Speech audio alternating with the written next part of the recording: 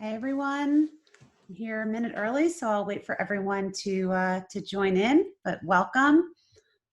If you are here, if you could just say hello you'll see the Q&A prompt. Just give us a hi or hello or where you're joining from.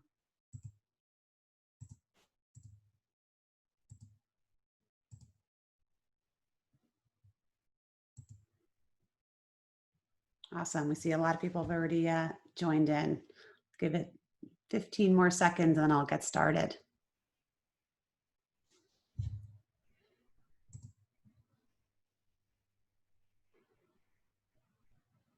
Great.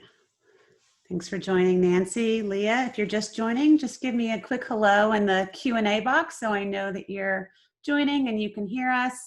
And of course, if you start to have any questions, you can put them in there as well. Hey, Rachel.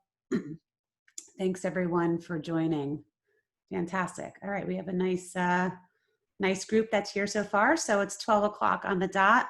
Hey, William, Marcy, hi, thanks so much. Awesome.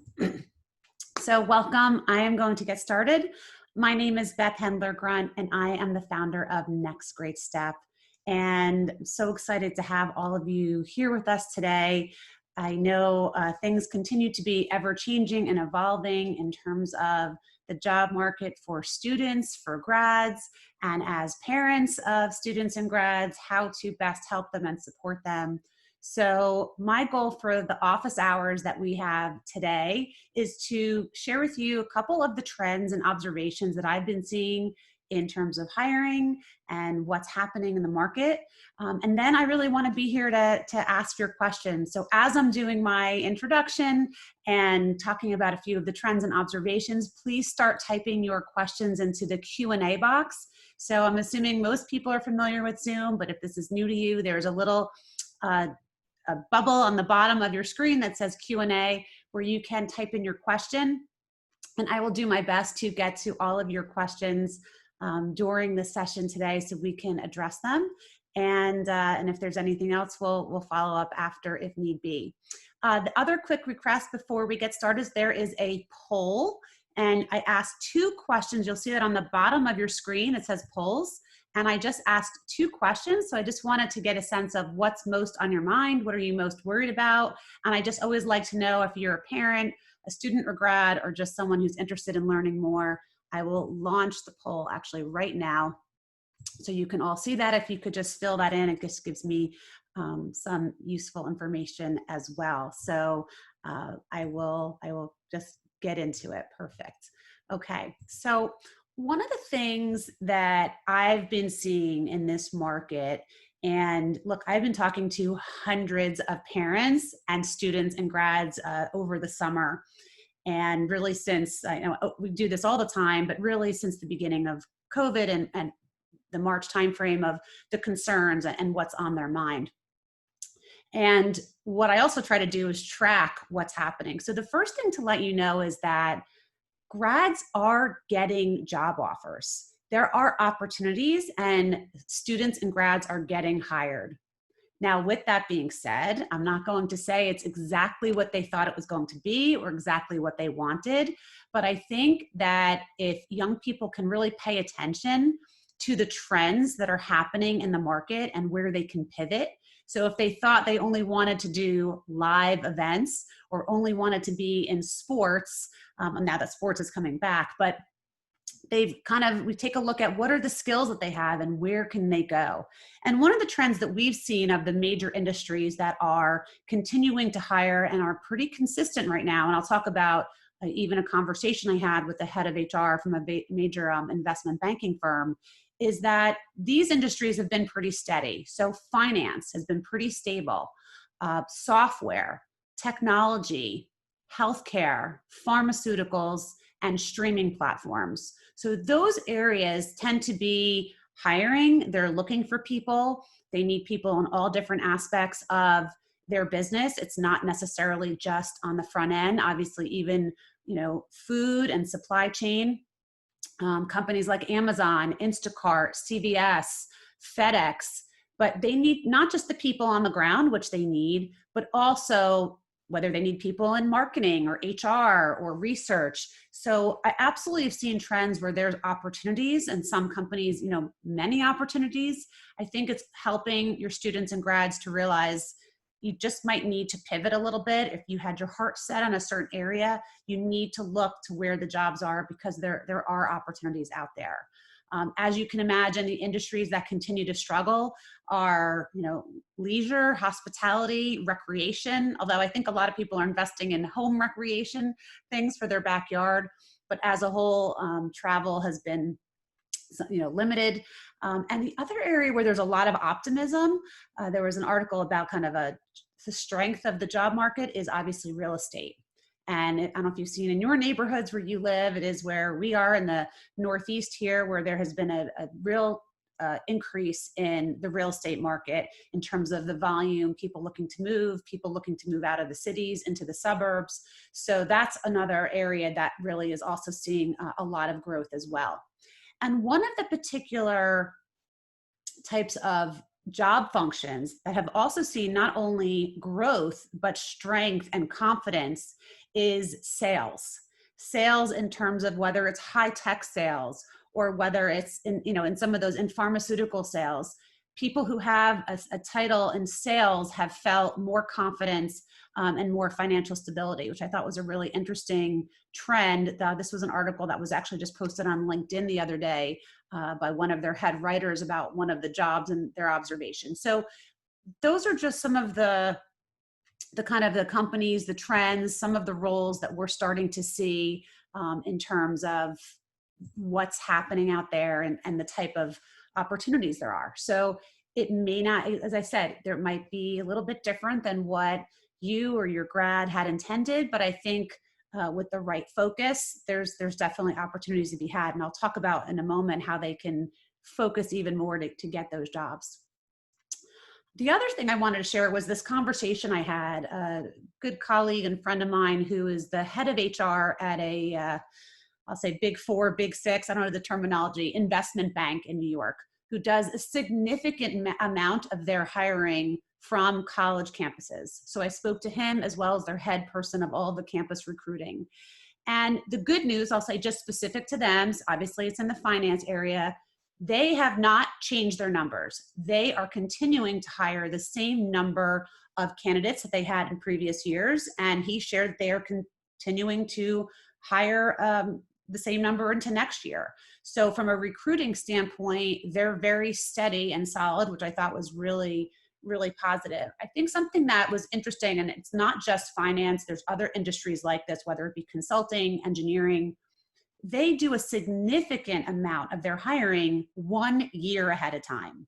So if your kids are in school, if you're a college student, they want to make the hires and the offers for opportunities right now in this time frame between August and October of hiring for next year. So if you have a rising sophomore, rising junior, they want to be talking to them and interviewing them and hiring them now for a year ahead, which is how they plan out their timing. And I think a lot of parents and students sometimes don't realize that hiring cycle. It's not for every company, but there are a lot of companies. I mean, by the way, the big name companies right now, Microsoft, Apple, I just saw a posting for General Electric. I mean, a lot of companies are trying to solidify their hiring a year ahead of time. And I think the more that people are aware of that and the cycle starts so early, a lot earlier than I think a lot of students realize, the more you can pay attention to that, the better, because they in particular are already doing that. And what they've done for their interns, those that were interns this summer, they did do it all virtual. They converted from 10 weeks to 6 weeks. And because that they're not able to go back to campus, they are not doing anything in person, that they extended a majority of full-time offers to most of their interns for when they graduate. So now those that are going to be rising seniors, they have offers. So, those internships can be really important and helpful in having some future employment for when you graduate. So that's just one perspective, one company, one industry, but I thought that was, an important point to talk about. And one other thing that they brought up that they're going to stick with, and I think we're going to see this as a trend with a lot of companies because more if it's a time saver for them, is this one-way interview. And I know kids hate this. I mean, I don't like it. A lot of adult job seekers don't like it. A one-way interview is something where you're talking to a robot, but you're talking to an automated person where they ask you questions and you have a certain amount of time, let's say 30 seconds to a minute to answer it, but there's no live person on the end.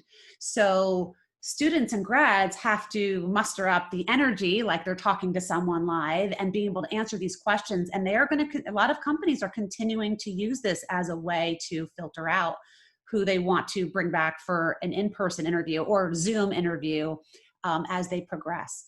So, it's tough, I think, knowing to have the right, more energy than they think they would, and the preparation. I know it tends to stress people out, but it is something that's continually being used. It's something that we coach our clients on how to best prepare for as well. But just to be aware that companies are still using it, and I think they're going to be embracing it for a while.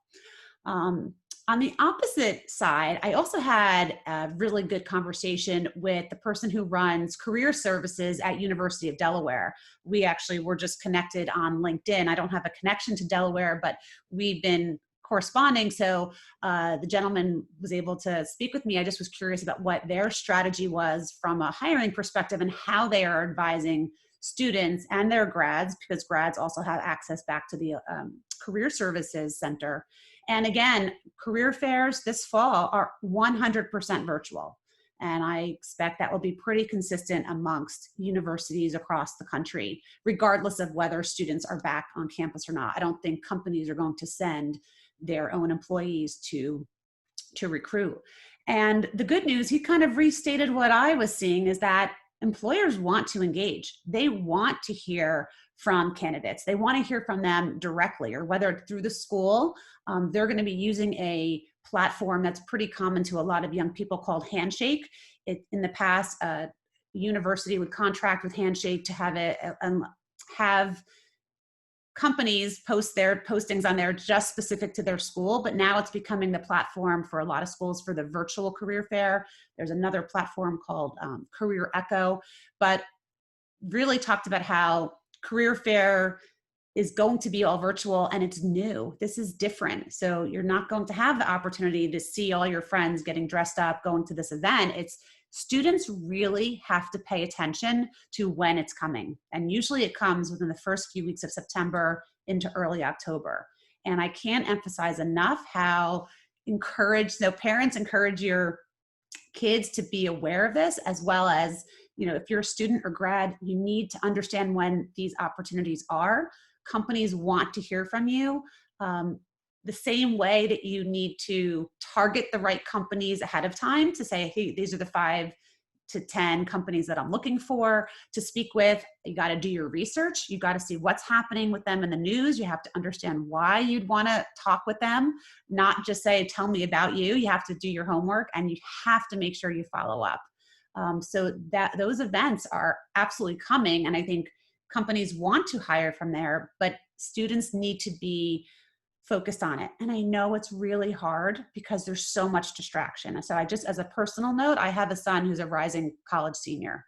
And I know he's probably not thinking about the career fair right now as much as I would love him to, that there's a lot of distraction. But I think within all of the distraction, if you zero in on when these dates are, there's a lot of opportunity. And one other thing about the upcoming career fairs, this could be a real benefit to those grads or students who are shy, who are quiet, who are not always comfortable, putting themselves out there, because a lot of the medium when you first communicate with these companies on these platforms is going to be via chat. So the same way they're going to have a webinar just like this. They may ask you to ask your questions in the chat, but that could be thought about ahead of time. That could be pre-scripted or pre-written out. So if your grad is someone who gets flustered and doesn't always know what to say, a lot of these things could be, pre-written down and thought through. And then you'll have time, if they like what you have to say, then they'll convert it to a video interview.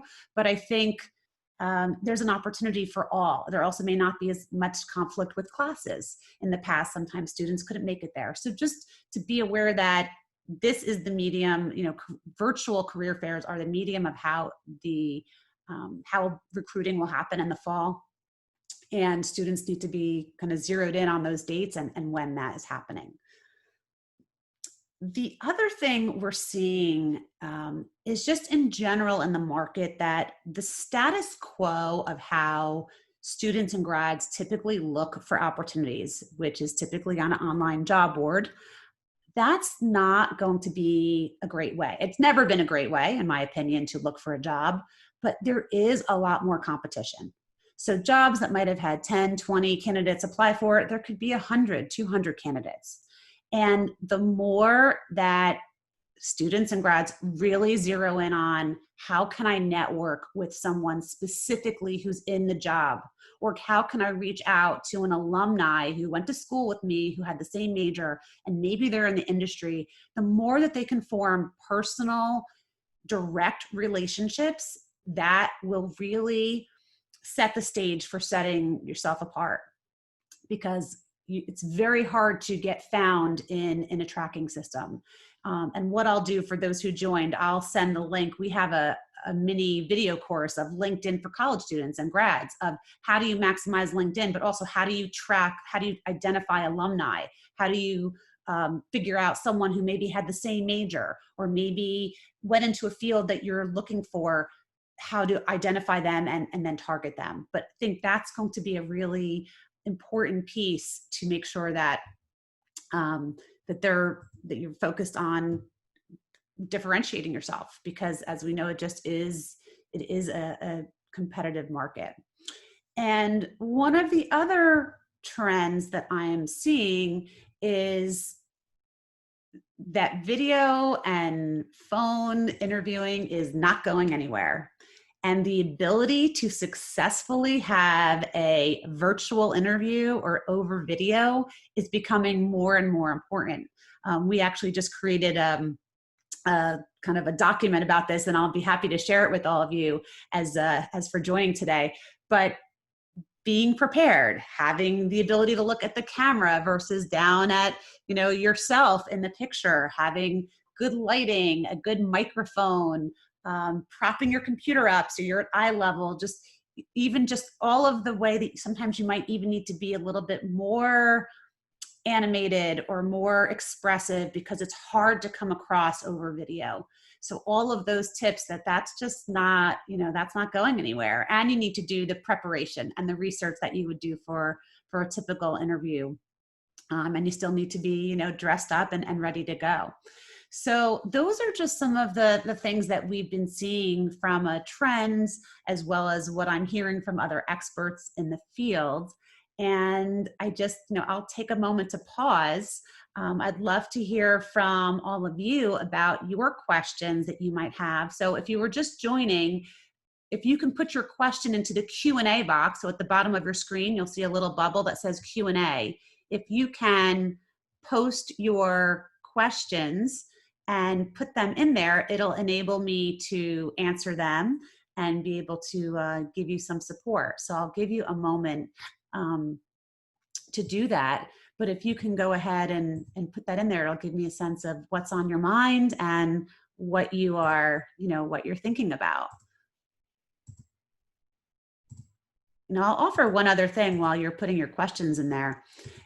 One of the things that I am also seeing quite a bit is the mental health of our young adults. I mean, really for everybody right now, but specifically for a lot of young adults. And it is true, I think, according to the American Psychological Association, like 30 to 40% of college students and grads have diagnosable anxiety and depression. It's a real thing. And obviously this circumstance has become exacerbating that even more. And one of the things that I always say when I speak with students and parents especially is no matter, how much, a parent or I think we can help a young person, is that you always have to just take a look at the whole picture. And there's nothing wrong with getting help. It's actually encouraged to seek help. We here at Next Great Step, we are experts and professionals in helping young people find jobs, but we're not experts, we're not therapists, and we're not mental health professionals. And sometimes you need to do both. So I just want to acknowledge that, I had a young man call me yesterday, and he said, I've had a tough time because I had a lot of anxiety, but it's been hard about how do I move forward? I just feel paralyzed. I don't even know how to get started or whether I should pick up the phone. And I think just some of it's obviously tools that you can teach them, but sometimes there needs to be medical intervention or therapeutic intervention. So please pay attention to that. It's nothing to be upset or embarrassed. It's something you need to seek help for. So we want to make sure that everyone's getting support. All right, fantastic. I love all the questions. All right, so Allison, thanks for asking the question. I have a scientific degree. Do I see any significant movement in science degree hires? I do. We've recently had a few clients. They were both studied biomedical engineering. And I think, science is obviously is broad. I think we're going to talk actually later today, which is great. I look forward to that. But I have seen movement in the sciences, especially in the pharmaceutical sector. So when it comes to, that part, or even consumer goods, I think there is opportunity in the scientific field. Clearly, we need science right now to help us solve for a lot of the challenges that we're facing. I think it depends what specifically, what area. But I just want to make sure, we'll talk further. But I think there's opportunity. I actually think in the sciences that there definitely is. So thank you for asking that question. Brian, thanks so much for your question. So do I have a point of view on nonprofits or government jobs for recent grads? So my observation right now on nonprofit is they're having difficulty with funding. I'm definitely seeing more challenge in the nonprofit sector, because you have to remember nonprofits are usually funded by people who are willing to donate when they have the extra funds to do so. Now, I'm sure there's still people who have the funds to donate. It's just a matter of prioritizing. I think there's so many distractions right now about where should people's money go if they're going to donate. So I have seen more struggle in the nonprofit sector than the for-profit sector.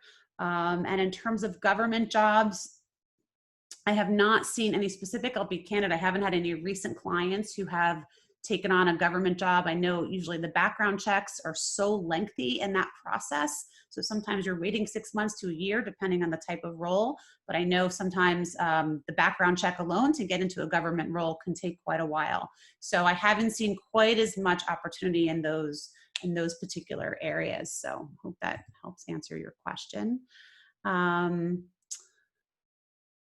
Okay. I'm gonna come back to your question, Rachel. All right, Marcy. So it seems like networking during this COVID time is more difficult. Everyone is nervous about his or own job and very busy. How do you suggest to track people down, and how assertive is appropriate? That's a great question. It's funny because I actually feel that people are more willing and more receptive to have conversations than they did before. And maybe that's just, I feel that in particular on LinkedIn. So I'll speak to LinkedIn. It's a platform. I like to use that a lot. It's free. If you're not on it, you should be on it. I think that's very useful. I think in terms of networking, it should never be, hi, I'm a recent grad and I really need a job. Because that feels kind of icky. You don't want to get a contact like that. It's like someone being too desperate. But if someone reaches out really intentionally and said, I just saw your quote in this article, or I noticed your company launched this initiative, and I'm really interested in learning more about it. I'd love to talk to you about your role and how you impacted that. Or I'd like to learn more about, I see that we're both grads from the same school. I'd love to learn more about your job and how you got there. So I think it's about how you reach out to someone, how you can be intentional, and you are seeking guidance versus the desperation of, I need a job. And I think that can be via email, that can be over the phone, that could be through LinkedIn messaging. And it's obviously everything's at your fingertips with Google to figure out what is happening in the market. So I think the more you can pay attention to what someone has done and say, wow, I'm really impressed with the work that you've done here. I'd love to talk to you more about it. That tends to grab people's attention. And from a follow-up perspective, I even feel this way in general, even when you have an interview, follow up every 5 to 7 days. And one of my favorite phrases for following up when you feel like you're being really a pest is, and it's worked for me so many times, I use the phrase, please pardon my persistence. Please pardon my persistence. So you're being very friendly, but you're being persistent. And clearly they tend to respond, there must be a reason why you're persisting. So Marcy, I think that's a great question. I think networking is strong right now. I feel like people are reaching out. I've personally reached out to people that I never thought I would have, or I spoke with people that I didn't even think I'd have access to, because we don't have a lot of barriers right now. There's not a lot of, there's not a lot of a secretary screening calls. So I think there's ways to message with people and follow up. I think it's definitely should do it. All right. Stephanie, so how do you advise grads if they don't know what they want to do? That is such a good question, and that is something I get all the time. So I'll give you the short answer to that, because we need probably a lot more time, but the short answer is it's hard to know what you want to do. And just because you studied something in school may not always feel like you want to pursue that, or maybe because of what you studied, now you need to pivot. And here's how I tell recent grads who are not sure what to do how to start. You have to start with yourself. So don't run to a job board. Don't start sending out your resume. Don't start calling all your parents, friends, or whoever someone said to go talk to.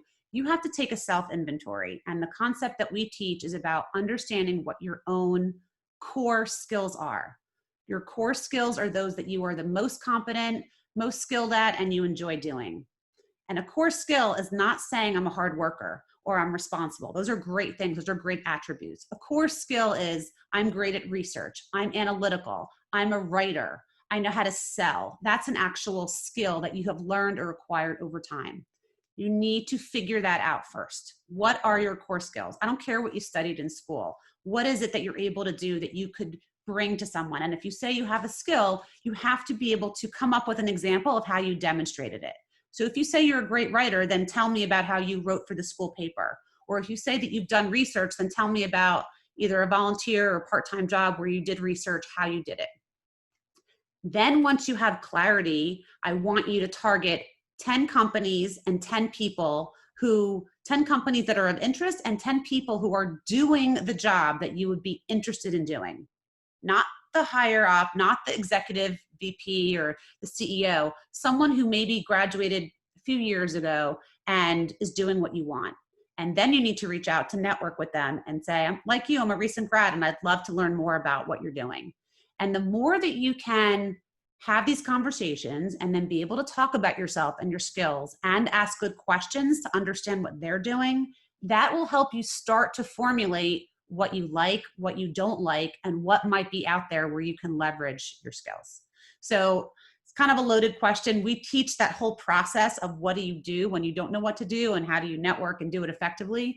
But that should give you a start. Is you got to start with yourself and then go from there. I hope that helped answer your question. Okay. Let me jump into. All right, so Leah, so I have an undergrad whose past work experience does not line up directly with trends in the job market. When I graduate, how can I sell myself to a different or more prosperous industry if I don't have any prior experience in it? This is a great question because we have a lot of grads feeling this way and students feeling this way, saying, I was planning to go into this particular industry, but it looks like it's kind of hard hit. And I'm going to come back to the concept that I just mentioned about your skills and thinking about what have you done? So for example, if you were doing social media and creating digital content and copy for a sports related organization, and let's just assume sports are still going to have a difficult time. Well, let's think about the skill. maybe there's another business. Maybe you can bring it to a pharmaceutical company or a tech company or a software company that still needs someone who's great at creating content, who's a great writer, who understands how to post on social media. So I think you need to think less about the company and more about what is it that I've done that I can transfer to an organization that needs this kind of skill set. And maybe you can learn something new. So maybe if you went from working in sports to working in pharmaceuticals, but you have to be able to show how your skills are transferable, and you're going to connect the dots for the prospective employer to say, here's how I took an idea and I was able to promote it and write something about it and have a compelling message, and how I attracted followers and convinced somebody to buy something because of my copy. And I can do the same thing for you because of X and Y, Z, because you've done your homework. So I think the more that you can show how everyone has these skills and they all can be transferred, but you have to show the potential employer how you're going to make those changes for them. So I hope that answers. And then I think you have to seek out the areas that you're in, and you have to be a little flexible right now. We have to kind of readjust and pivot into a different realm. And this is a great opportunity to network and talk with people to see what you might like, to see what's out there. So I hope that helped answer your question. Okay. So Jason, so any advice about off-cycle recruiting for financial services as a new college grad? So many of the banks and consultants have all their spots filled. So that's a great question, considering what I was just talking about before, how they hire in advance. Now, with all that being said, so yes, there is this cycle, and finance likes to hire into the cycle, but people are people, and that does not stop you from reaching out to contacts, candidates, fellow alum who are in certain roles. Because like every industry, not every job is hired based on a recent grad or someone who just was in that specific, program or cycle. Changes are made, new departments come up, or there's consolidation.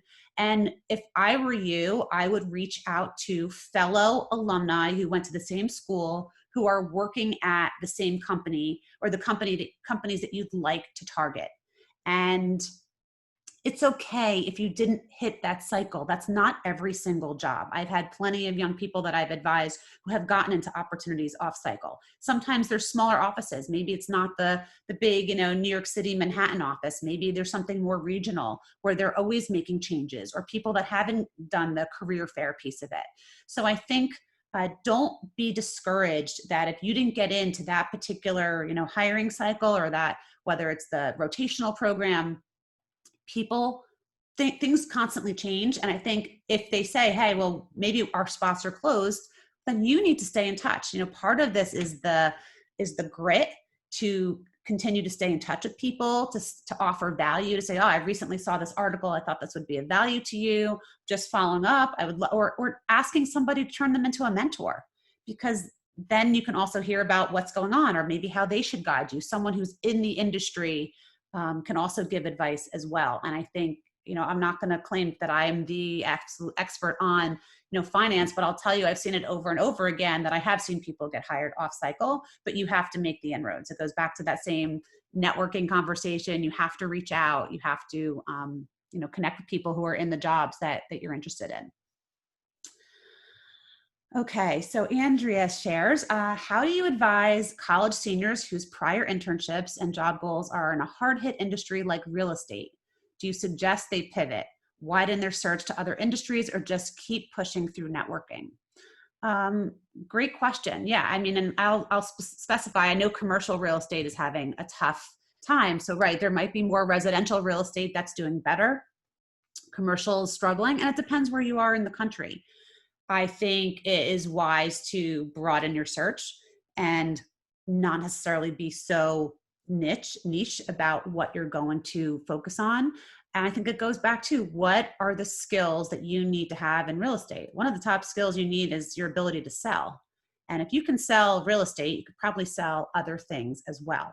And I think you need to, whether it's selling mortgages or lending or insurance, or in those industries that I talked about.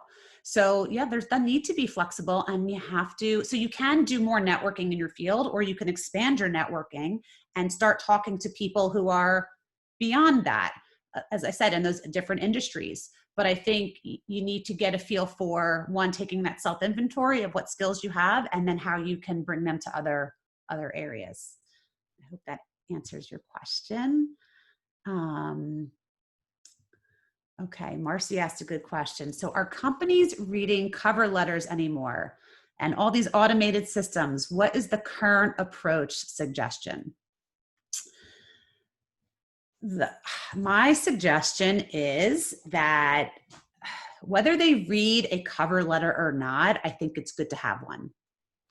And so interesting, because many students and grads that I talk to tell me that they are absolutely like frozen and paralyzed when it comes to writing the cover letter. It's almost like one of these things that there creates so much stress. It doesn't need to be that stressful. It doesn't have to be that elaborate. I think it needs to talk about, like, there's 3 segments of how we teach it. One is your letter should not start off with to whom it should not start off, to whom it may concern. You need to find a person who works in HR, even if it's not the ultimate person in HR. You can easily go on LinkedIn and look that up. You know, it should have Dear Mr. or Ms., the name. And the beginning should not be, I'm applying to this job that you just posted. It should be like, here's my observation, or I've always been passionate about writing, or I've always been, you know, excited about hearing about new technology, and I'm so impressed with your new announcement. It has to be this self-aware kind of opening statement that grabs someone. And then you can say, and I'm excited to apply for this type of role. For example, here's one of my skills, my ability to analyze or research, and here's what I did working in a lab at school, and here's how I made an impact, and here's how I think I can make an impact for you.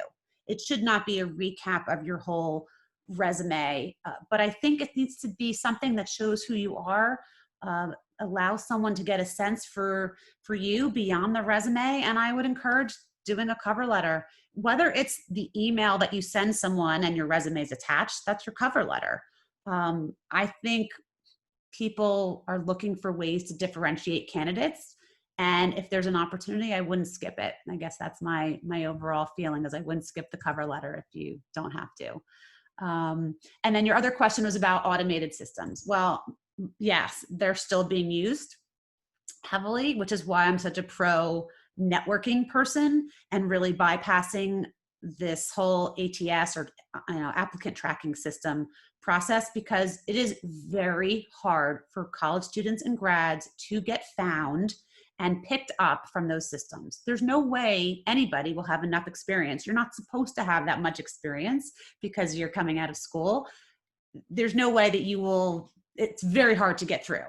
So, which is why I'm so pro of, like, target the top 10 people you want to speak with, target the people who have the job, target grads who are 5 to 7 years out doing what you want to be doing, and see how you can make your inroads that way, of understanding who can they connect you with.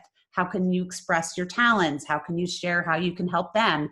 And really, in essence, bypass the process, because it's tough. But if you do decide to apply, which is fine, you have to still find somebody to let them know, even if it's the head of HR, which you can find on LinkedIn, like, I'm reaching out, I recently applied for this job, I'm very excited about it because of these reasons. You can't do it in isolation. You have to have people hire people. I'm just going to say it again. People hire people. Tracking systems don't hire people. And you have to find a person to connect with to make that happen. Okay. All right, another person asked, I'm working to develop additional skills during lockdown. How do I introduce them to the job search? I think that's fantastic, by the way. I mean, this is such a nice time to explore and try to see what else you can learn. So I know people who've done coding camps, or they've done certifications on Google Analytics, all kinds of, there's, by the way, a lot of free training out there. I think you need to say, how can I put this into practice? So it's great to learn something, but how can you use it? And I don't care if it's yourself, like, I'm going to create my own app. I'm going to write my own blog. I'm going to, even if you just do it for yourself. By the way, there's plenty of entrepreneurs who I'm sure would love your volunteer help. there's tons of, restaurants in my local neighborhood who need help managing all the deliveries and the orders. And someone offered to create like a Google document that could, kind of almost do the logistics or the mini supply chain of how to do it most efficiently. So I think you either take what you've learned and you start finding a way to put it into practice for something that you do yourself, that you create, or you offer to do it for somebody. And if you can get them to pay you, even better.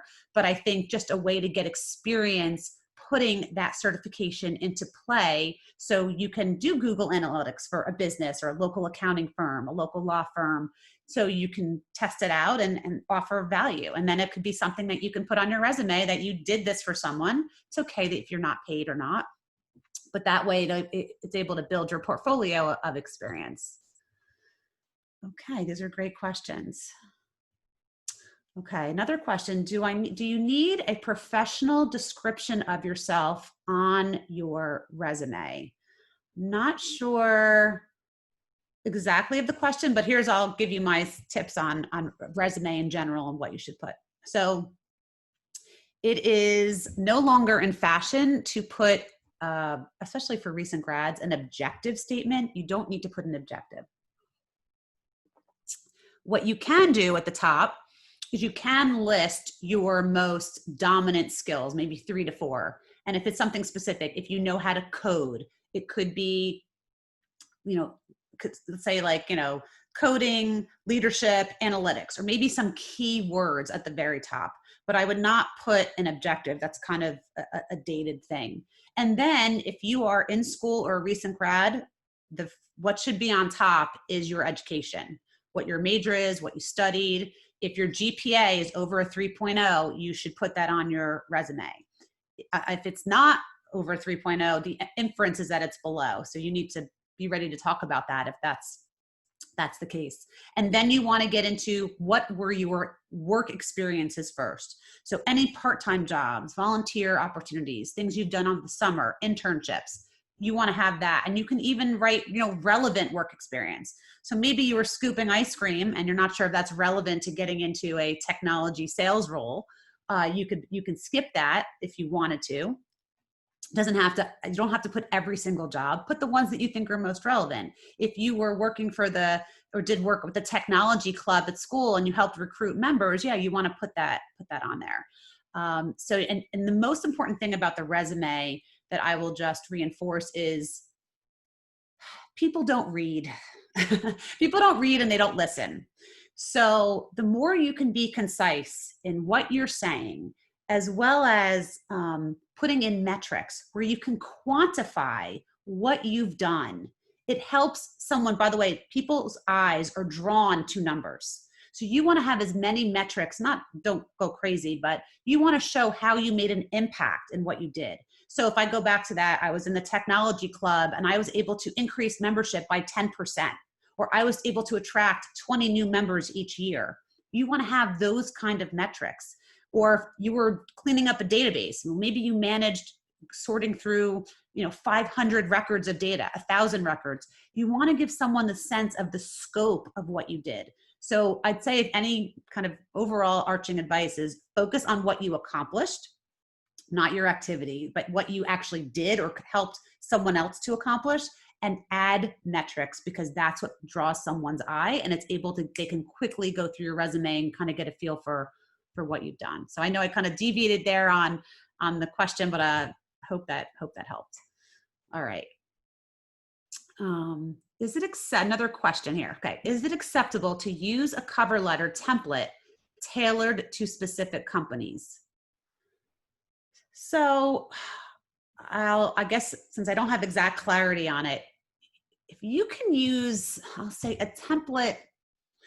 Here's the only problem with templates, like everything else, and I know no one's going to love this answer, it takes little effort, is if you start writing the same thing to every company, it's probably not going to be different enough. That means you didn't do your research. But if you, in general, I like templates, we have them as well.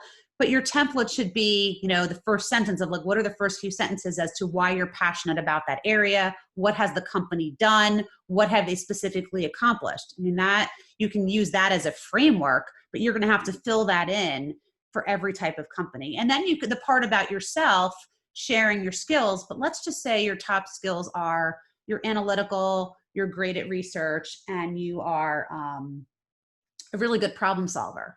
But maybe the order of how you order them would be different based on the opportunity that you're looking at. So I guess every letter needs to just be really looked at and thought through before you send it, and don't make cookie cutter templates. I guess that's my overall answer. I mean, you can have a framework, but you don't want to make it exactly the same or else you won't stand out.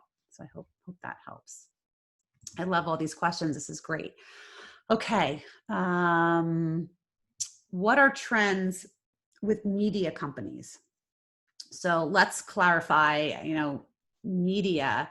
Now, if media, you're talking about, Netflix and Disney Plus and streaming, there is definitely, it's growing. But, if you want to get into film and acting and producing, it's hard right now. And I know some studios are going back. I have a number of clients and students who are in the film industry, production. It's challenging. Some are going back. Some are still very limited right now. I think you have to get a sense for what your industry is right now. I think if you talk about media when it comes to video games and creating games, or someone like, EA Sports, or all the people who, all those Xbox games, that's a different story. So I think it depends on the kind of media and the ability to get access to people who are filming it. I think you really have to look into it. It really varies, I think, right now. And I think that we're so fluid between states being closed and open and people not being allowed inside, outside. So I may not be giving you a great answer on that, but I think you have to really look specific to what kind of media you're thinking about. Okay.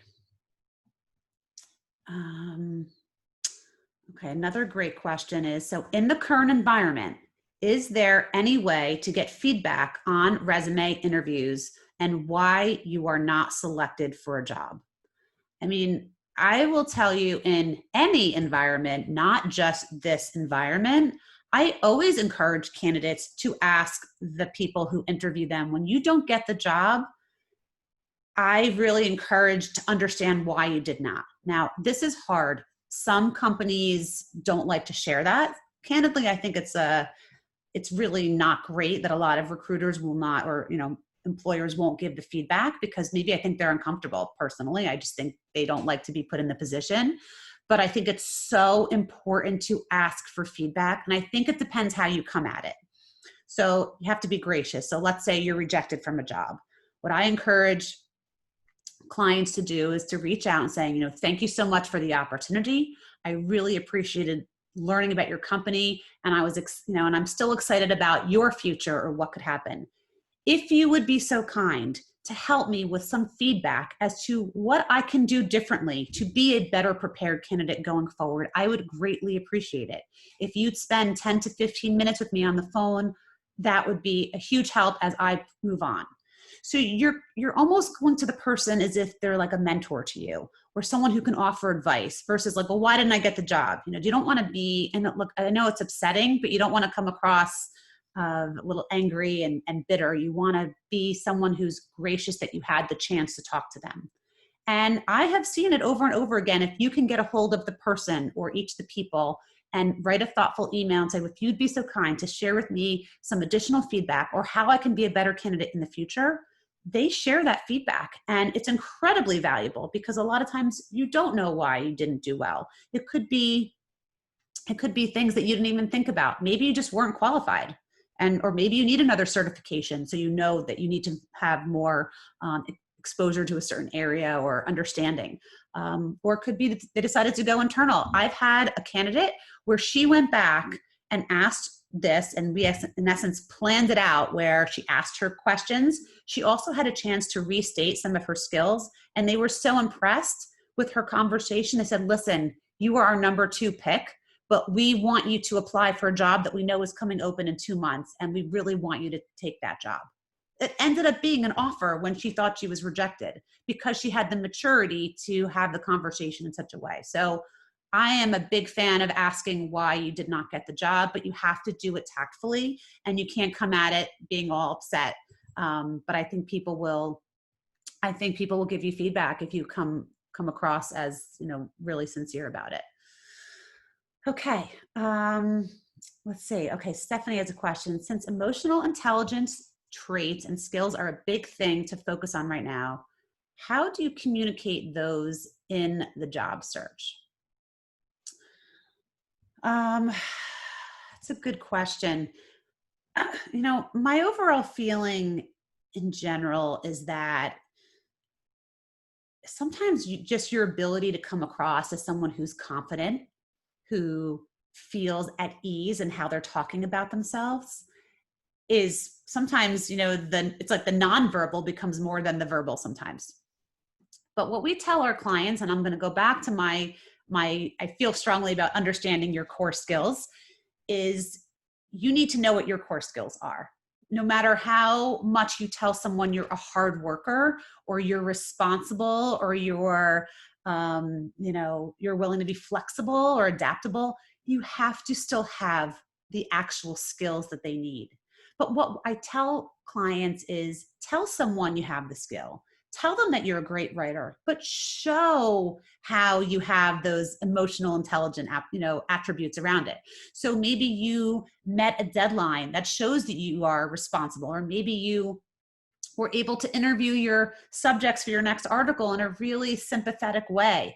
So you're sharing how you have these other traits that show that you're willing to go above and beyond or be a team player, but you're doing it while you're explaining the actual hard skills that they need to see from you. So I think there's a way that you can relay it, but it can't just be, I am the most hardworking person. I am so responsible. I will show up on time. And that's good. By the way, sometimes you can, but if you don't have if you don't know how to do lab experiments and they need you to do an experiment, being hardworking will not get you that job because you have to have the actual skill. So don't ignore that. I think sometimes there's a lot of that. People are like, well, I'll do anything and I'll do anything for you. It's just, you don't want to be too desperate and you don't want to have things that everyone else says. If everyone else says they're hardworking, which a lot of people do, then it's very hard to differentiate yourself. How am I going to hire you over someone else if you all say you're hard workers? Tell me the skills you have and then show me how you demonstrated that skill by working hard, by following through, by being consistent, and all those hopefully emotional, intelligent things that you were mentioning. Hopefully that answers your question. All right. I think there was one more and we're almost at the end of the hour. This is great. I hope this has been valuable here. One from Rachel, and we came back, and I think I might have answered this about how do you define relevant experience? I see a lot of postings looking for certain experience for entry-level jobs. If it's entry-level, how do I talk about relevant experience? So I'll just go back to the fact that sometimes a lot of young people don't have a lot of fancy experience. How could you? You're young, you're not supposed to. So maybe you delivered food for a pizza place and you scooped ice cream one summer and you were a camp counselor and you didn't have more formal work experiences, which is totally appropriate. I think what you need to find in each of those experiences are what did I do that showed certain skills? Well, maybe you had to manage the cash register when you were doing the ice cream. Maybe you had to make sure for the accounting that all the dollars were accurate at the end of the day. Maybe you had to make sure you opened the store, you closed the store, or you had to give away some free ice cream because if someone's fell on the ground. So your ability to do customer service. I think in every job, you need to just think about what have I done that can be translated into a work environment that could be used in this business. So maybe it's whether it's ice cream or delivering food, but maybe it's someone in a business can see how you're responsible, how you think out of the box, how you solve problems. I think all of that helps in the relevant experience. All right, so we're just at the end of the hour, and I think I got to anyone's questions. If anyone has anything else, or maybe there was one other here in the chat, I'm sorry. Yeah, there's someone else sent a message here. Okay, so I think we kind of answered this. So again, once a student identifies an industry or a company that seems to be growing in the current environment, how do you recommend they go about finding what opportunities there might be available for entry-level positions? I would suggest in general, when you're searching to work at a specific company, go directly to the website. Don't use Indeed. I'm not saying try not to use Indeed or LinkedIn or all these sites that curate the jobs. I would go directly to the company website itself. So you can get a better sense of what is real. That's another whole thing about real jobs versus scam jobs. You want real jobs, and you want to go to the website to see what real jobs are posted. And you can usually sort by how many years experience or where is it located. And that is a good way to search what entry-level jobs they might have. But then once you have figured that out, you're then going to flip over to LinkedIn, and you're going to see, hey, is there anyone in my alumni network that works at this company that I could talk to? Is there any more recent grad? Or maybe I can just search in general. Maybe I can connect to people who are on LinkedIn. Maybe I don't know them. Maybe they're not in my alumni network, but I want to reach out. Who's doing this job at this company that I could maybe make a connection with? And that's how you want to start that process. All right. Any other final questions as we're at the end of the hour? This has been fantastic, and I'm thrilled that you were so interactive and asking so many questions. I hope you found this valuable. I will continue to do this as I see more trends and things coming up in the market. I also do once a month, I try to do LinkedIn Live. So if you're not already connected with me on LinkedIn, please do. And I will also, as a follow-up, send you a couple of the links on how to, one, you'll get the recording, but also a couple of the things I mentioned about how to get access to LinkedIn, our LinkedIn for College Student class. And we also just launched a new program called the Skills Accelerator Method. I talked a lot about skills today. And we basically have taken the heart of our program, which focuses on skills, and turned it into an online course where your grad can learn about how to identify what their core skills are, how to explain their skill stories, and then they submit it back to us and they get feedback from one of our advisors. So we analyze their recording as well as their content. So it's worked out so phenomenal. And I'll share some information about that. Or if you're interested in more information about any of the services, you can go to our website, nextgreatstep.com, and under services, it will list out all the ways that we support clients. Let me see, I have a couple final questions here. Okay, thanks. I'm so glad you enjoyed it. Awesome. I'm glad people were enjoying it. So again, I think you're all on our list. So continue to look for information. If there's anything else that we can do, happy to have a complimentary consultation with anyone at any time about how we can best support you or your grad. And we look forward to helping everyone, and hopefully everyone sees continued success. So everyone has a great day, and be in touch with everyone soon.